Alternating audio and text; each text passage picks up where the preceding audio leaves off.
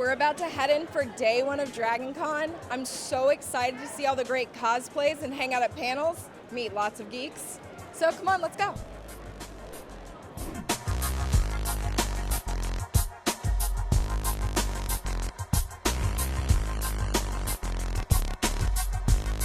DragonCon is the biggest fan-run convention in the United States.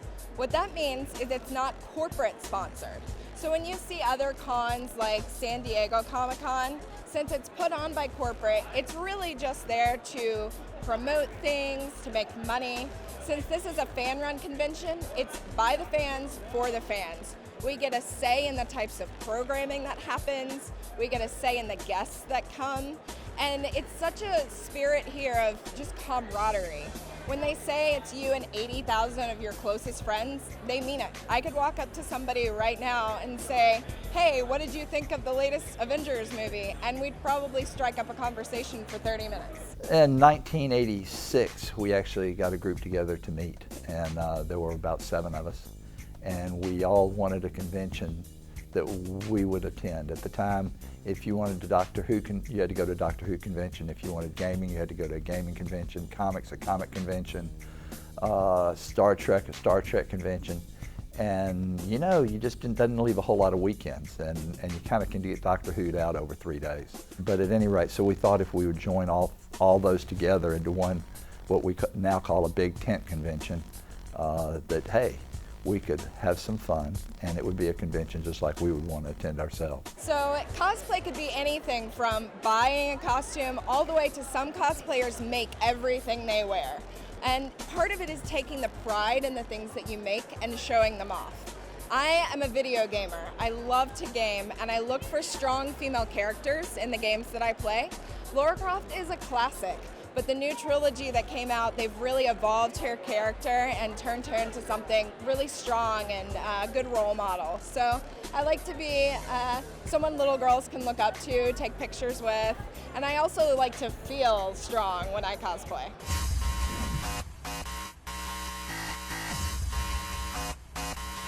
I've been going to DragonCon since I was 13. It was actually my first convention, and now I actually make money off of cosplay, and I'm able to share my love of costume making and nerd culture with the world, and it all is because of DragonCon, so I credit basically the last 8 years of my life to DragonCon.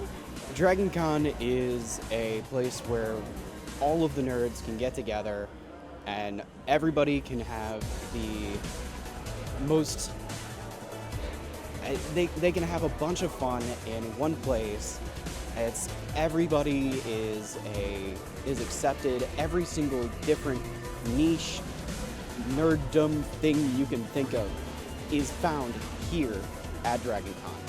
This is so cool. It's my first time coming to DragonCon, and so I would say it's crazy, but the people are so nice. It's so fun. It's so, I don't know, welcoming. I really like it. It really is a fan show. The fans do this, and the fans not demand. The fans kind of egg you on. You know, we should do this. We're all here on Thursday anyway. You should do programming. And so 2 years ago, we opened a little programming, and holy crap! Last night, or Thursday night this year, there must have been 8 big events. There was the Bunny Hutch. There was the Welcome to Wakanda party. There was the 8-bit ball.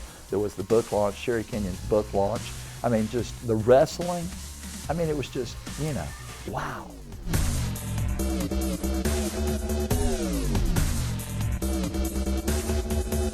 The legend of the chosen cosplay competition is alive. Are you guys liking it so far? Yeah, let's hear it for these contestants. Come on, these girls, guys, worked hard. Yeah, we need a clap after each one. All right, okay. Next up, we got contestant number 10, we got a group. Look at this. It is the Sanderson sisters. Yeah, we saw one of them. So we got Hocus Pocus, Winnie. Mary. Oh my God, that scared the life out of me. Sorry for swearing. Winnie, Mary, and Sarah. All right. You know them from Salem, Massachusetts. Please welcome, as we already did, Winnie, Sarah, and Mary, the Sanderson sisters. The Sanderson sisters! Now, if you guys could just sing, I put a spell on you, maybe, no? This is, oh. Is it a spell? Okay. John, quit talking to them. Hi. You guys look fantastic. Look here, in character and everything, you guys. We believe in breath mint switchers. Oh, yes, make it work. Ooh. Put a spell on my breath just now.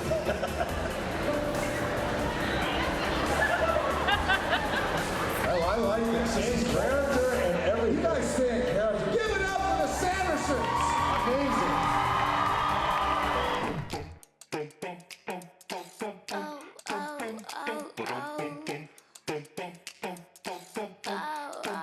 We have fun every year with Pinups by the Pool here at the Sheraton Pool area. It's put on by DragonCon Burlesque and Tallulah Love, who is the host and producer of the show. I've been involved with the DragonCon Burlesque for 3 years. This is my 3rd year running, singing and performing in the show. This is my 2nd year emceeing. There's a lot of really fantastic nerdlesque that happens here at the con. A lot of geek-themed characters, geek-themed numbers, and they merge really well together. It gives us a chance to celebrate the things we love with a little bit of humor and a little bit of parody and a little bit of softness, sweetness, and emotion. We get to have this fantastic party. We typically do it on Friday nights. We go from 8 to about 10 or 10:30 with a costume contest for the best pinup. Fantastic prizes, incredible patrons that help us put on this event as well. So it's just a ton of fun. Got me looking so crazy right now. Your touch got me looking so crazy right now. Got me hoping you page me right now. Your kiss got me hoping you save me right now. Looking so crazy loud. Got me looking so crazy loud. The object of the convention for years was to just break even. It wasn't about making money. And we used to have some pretty incredible hotel bills here in the city of Atlanta.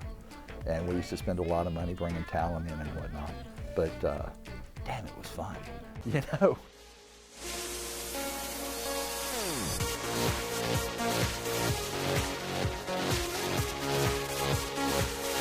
We're a little different group. We look funny, we drink a lot, and we make a lot of noise.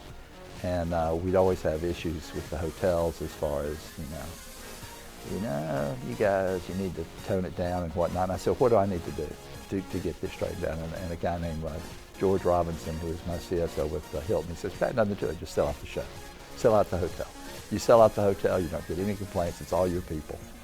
And that's the way to go. So from that day on, it was kind of my goal to sell out a hotel.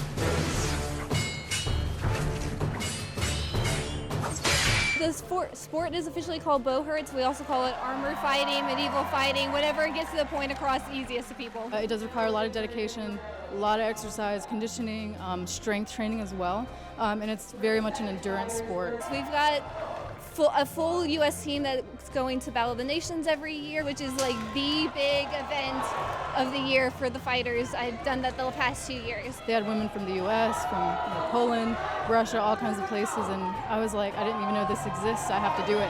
Women have only been fighting in the sport for 5 years, I believe.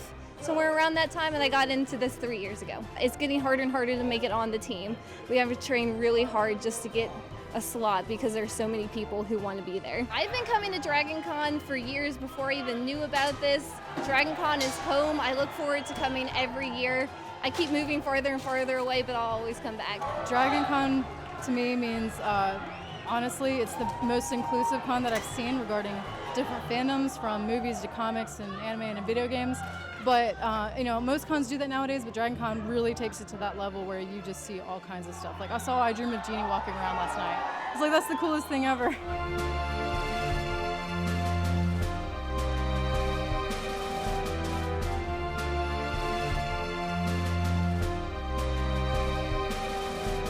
The thing most people talk about when they tell me about how much they enjoyed DragonCon was there was so much, there were so many And the talk about the scope of DragonCon and the breadth of DragonCon.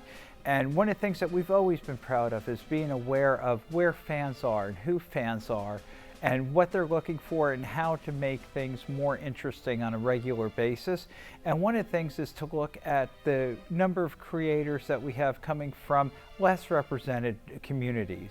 And I think that diversity track symbolizes it, but more importantly, shows that it's always been there. It's just a recognition rather than a creation of something. DragonCon has a way of bringing people together from different backgrounds and diverse interests, including the furries. This fandom is an eclectic group of animal characters, complete with fantastic handmade costumes called fursuits. This would be Mati Etatono. Etatono is Oshiwango, which is from Namibia. That is the Oshiwango word for cheetah. And I support and I've volunteered a little bit for Cheetah Conservation Fund. And they're a fantastic organization, and so that's where the name is from. I bought mine pre-made, so someone else made it, and they sold it to someone else, and I bought it from them. Everything is hand-sewn, hand-stitched, made from synthetic fur, and it's about 2 years old, foam base, so it's nice and squishy, and a nice little hole in my mouth so I can breathe well.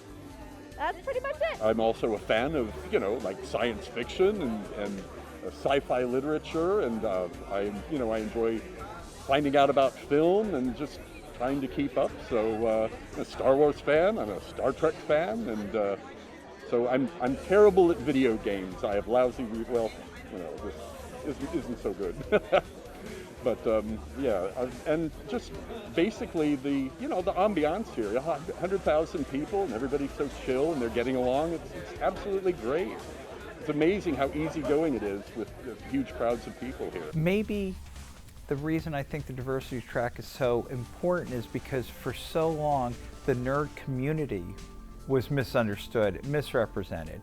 And I feel that myself, my opportunity in this position is to not only proclaim how amazing DragonCon is, but how amazing DragonCon is because our attendees are so amazing. Everybody who comes to DragonCon should be able to find something that's just enjoyable.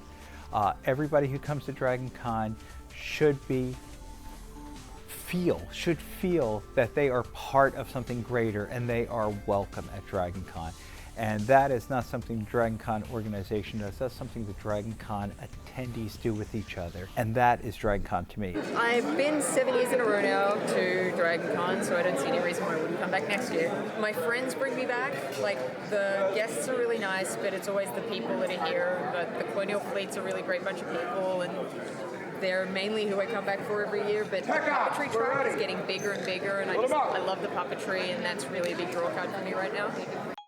Courtney said she had heard somebody say, "Did you see that? That's Pat Henry, let's take a picture." And it's funny, people, thank God they don't ask for autographs, I don't have the time. But a picture, a selfie, whatever, yeah, I do that. I mean, these are my people. I read comic books and, I read books in school and got in trouble for it. I love science fiction. Holy cow, Dune. I don't know if you've ever read the book, it's amazing. Stranger in a Strange Land. And to really get to meet some of the writers that come up with this stuff. And I can go to movies and tell people I'm working. Go see Ant-Man and Wasp. Hey, I'm working, don't bother me. So, what a deal. We have this ability to not only celebrate the big name fandoms, but we also can celebrate the small fandoms, the middleman, the Dark Angel, the shows that may have lasted only 1 or 2 seasons that we still love, we still watch all the time. I think the thing I love most about DragonCon is it's a chance for me to see my extended family. And that family stays with me. And I get really excited when I know I'm going to see somebody coming from California, coming from New York, coming from Seattle that I'm only going to see at DragonCon.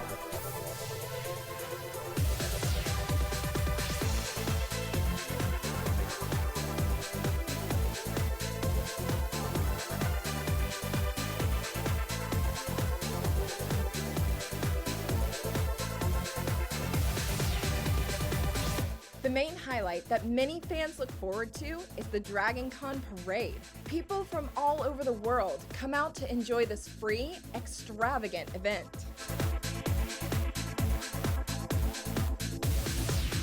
It means so much more. It's not important what it means to me. It's important what it means to everybody else. Okay. What do you say? I'm a trusted servant. I drive the bus, but it isn't about me. It's about the fans. And that you could get that answer out there from 80,000 different people, and that would be more important than what I say.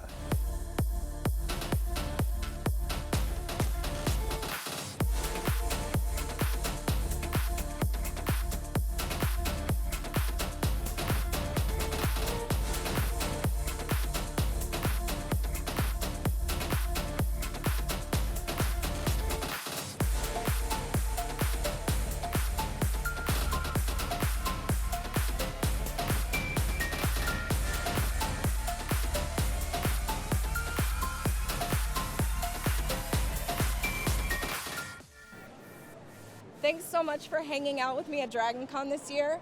Unfortunately, all good things must come to an end, at least until next year. So come back and stay weird.